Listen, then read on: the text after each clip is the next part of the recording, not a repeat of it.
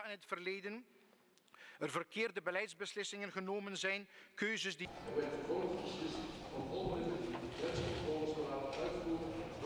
À court de la commission sur le terrorisme à laquelle je viens de participer, je viens de soumettre avec mon collègue Gaines un projet de loi visant notamment à créer une banque de données des combattants étrangers terroristes.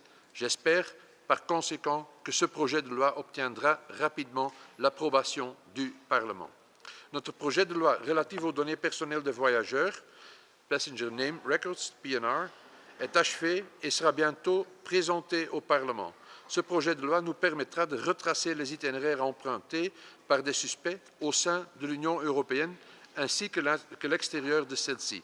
Cependant, nous devons malheureusement encore attendre que l'Europe ratifie la directive sur ce thème.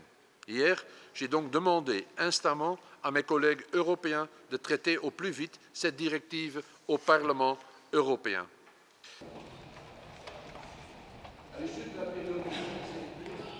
L'officier de liaison de la police fédérale pour la Turquie, qui est posté à Istanbul, a été informé le 26 juin 2015 par la police turque de l'arrestation d'Ibrahim El-Bakraoui à Gaziantep.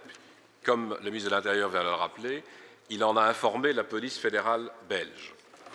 Une note datée du 14 juillet 2015 à 10h15 a été placée par le ministère des Affaires étrangères sur le portail électronique qui sert de canal de communication officielle avec les missions diplomatiques à Ankara, lesquelles consultent ce site grâce à un mot de passe.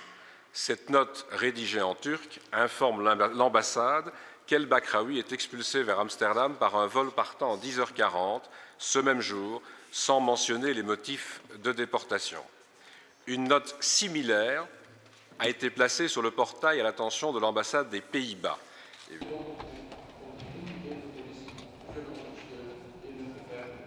Quel est le contexte de nos relations avec la Turquie, qui est un partenaire au sein de l'Alliance atlantique, qui est également un interlocuteur important dans le cadre de l'Union européenne, avec lequel nous menons des discussions parfois difficiles, mais cruciales en ce moment, comme on a pu le constater encore lors du dernier Conseil européen sur les questions des réfugiés, des visas, voire des négociations ou des éventuelles négociations d'adhésion.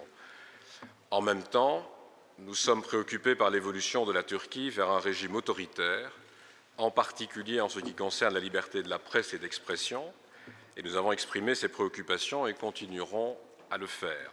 Notre sympathie à l'égard des victimes et des familles des victimes, je dirais pour ce qui concerne plus particulièrement